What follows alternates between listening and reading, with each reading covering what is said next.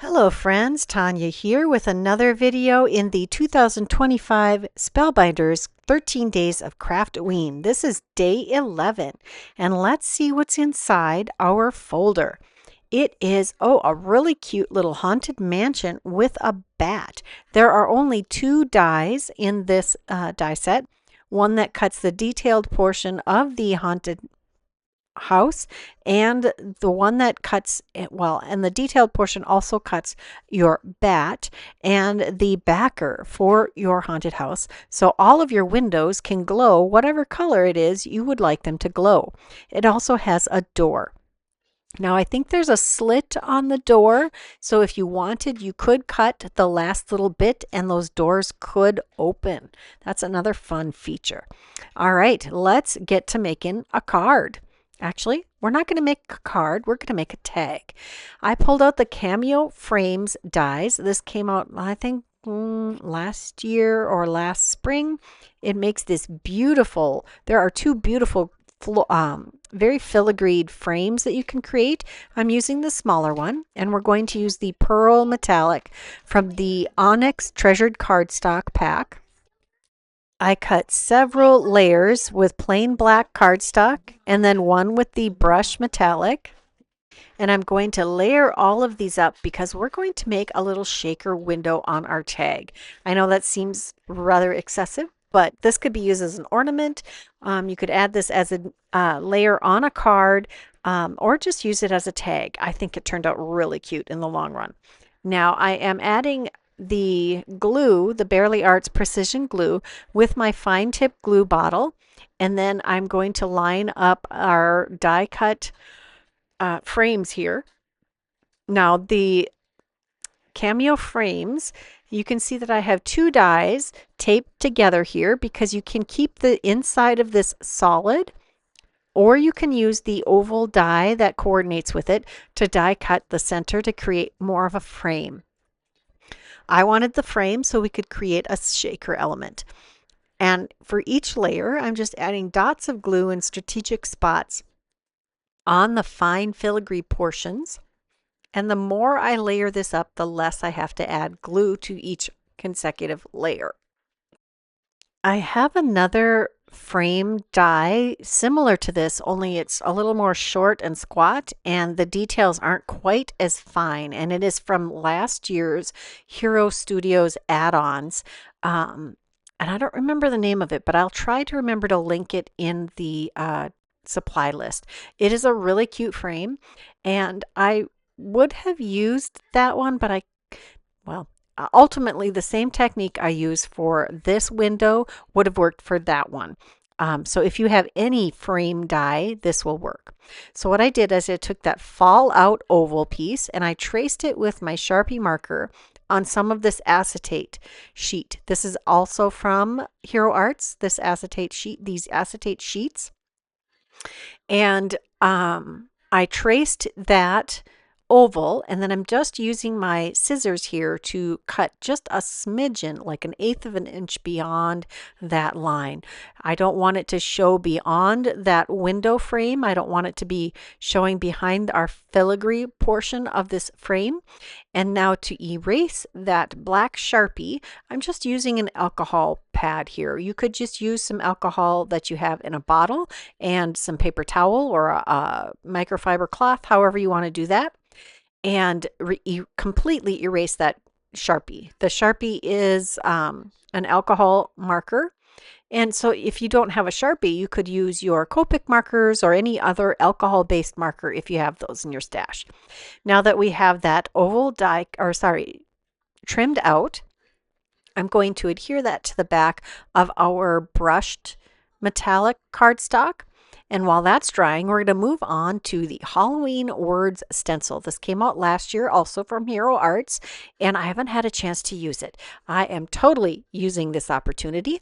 I have a piece of Anchor cardstock from the Color Wheel collection, and I have Hickory Smoke and Black Soot Distress inks here in the ink cubes. Either size, the full-size pad or the ink minis will work. I'm going to start with the Hickory Smoke towards the top of the cardstock and the Black Soot towards the bottom.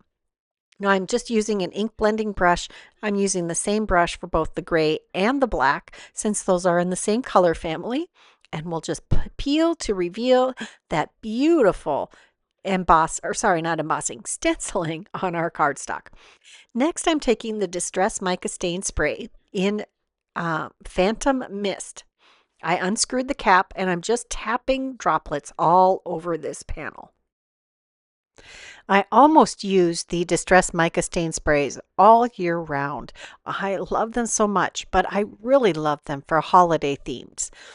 And this fits the bill. If Halloween and Christmas and Thanksgiving, if those don't scream sparkle, I don't know what does.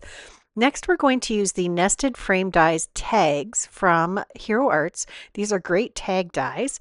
And I cut 2 anchor cardstock tags because I want one for the back of our tag to add a little extra heft and to add a place for you to write on the back without the die cut plate scratches and dents. Now that I have our base created, I'm going to add dots of glue on the back of our acetate sheet and specialty cardstock front for this. And we're going to get those to adhere together very nicely. I don't add, do I add an extra the heavyweight block on top of that? I can't remember. We're going to have to wait and see together, aren't we? I'm just getting the extra bits of glue out of the oval and out of the filigree. I just want to make sure that none of that is present so that the sequins will slide around without any impediment.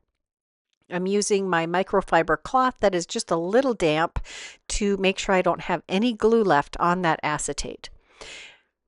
One more polish apparently. Now that I'm happy with the clarity and the lack of glue on our acetate, we're going to pull out the Spellbinders Craft-O-Ween box sequins. These are black and orange and purple, and they will fit in this theme perfectly. I'm going to create just a little pile. Usually when I create shaker elements, I like to make them enclosed independently, but in this particular case, I couldn't make that happen very reliably. So I am going to lay the sequins down on our background and then cover it with our oval shaker frame.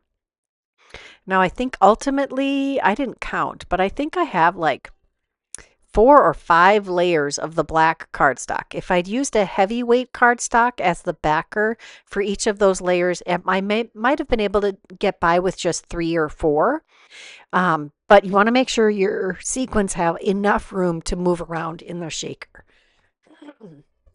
And oftentimes in the past, I had used like the clear envelope packaging for stamps and such, but I found that it's not rigid enough to let the sequin slide around enough. Okay, I did adhere the manner to our shaker element just using my Barely Art Precision Glue. Let that dry. And now I'm adding the bats. I die cut an extra bat from that set, and I'm adhering those to our tag. I did one right by the haunted house over the shaker element and one on the tag base. Next, I'm taking a sentiment from the stamp set that comes in the Craft-O-Ween box, and I'm going to stamp it on a piece of anchor cardstock using my anti-static powder tool or powder bag to prep that. I am going to stamp it with VersaFine Clair Nocturne ink, and I'm going to do 2 or 3 stampings to get a good solid stamping here. Again, I think I need to re-ink my stamp pad. This is one of the ink pads that I find is an essential, and I use it a lot. I also think it's important to have re-inkers for your ink pads. I always buy the ink pad and the re-inker together because I know that I'm going to want to re-ink the ink pad. It keeps it functioning at its best, especially if you do a lot of ink blending and a lot of stamping with a particular ink. I did heat emboss that with some clear embossing powder, and I did use my microfiber cloth to wipe off the extra powder. Next, I'm taking the sentiment die from the Halloween icons because it fits perfectly, and it has that broken wooden plank look to the ends, and I thought that was perfect with this haunted house. Remember that you can take dies from your stash and use them with the sentiments in other sets, and it just creates a different look. I do use the extra one that cut out at the same time. I'm just going to trim the ends off because they are not exactly the same size as each other, and I wanted that to not overhang the edges. Just trimmed off those edges and adhered it to the back of our cute little plank here. Now I had gotten a little bit of ink from my ink blending brush on one of those windows, and this was a perfect opportunity to cover that up. And that sentiment banner covers that window completely. Next, we're going to take another sentiment from that stamp set from the Craft-O-Ween kit. This one says, "Wishing you a mysterious Halloween night," and we're stamping it on the second tag that we die cut. And I'm using the VersaFine Clair Nocturne ink again. I'm not going to heat emboss this one, but I do want a nice, crisp, dark stamping on this cardstock. Once we have that stamped to our desired darkness, I'm going to add some glue to the back of this die cut shape, and honestly there weren't that many marks on the back of this, but it does make for a very nice sturdy tag. Once I've adhered that, just going to add some extra pressure to make sure that's well adhered, and I'm going to dig through my stash of twine to find a matching twine. I happen to have some black and gray baker's twine. Honestly, I'm not sure where this came from. I just had a spool of it in my twine drawer. I have this old, I think it's an old library card file cabinet, and it has, I think, 18 cabinet or drawers that are really long. They're like 3 feet long, I think. Yeah. 2.5 feet. They're really long. I have different things in them, and one of them is a drawer full of twine. I hope you enjoyed this video. I really had fun creating this. If you did enjoy it, please leave me a comment. Subscribe if you haven't done that. Like this video, of course, that really helps. And if you're interested in any of the products that I use, check that description box below. I will have a link to the full list. I will have another video tomorrow, so be sure to come back for that. And here are a couple more videos I thought you might enjoy. Bye-bye.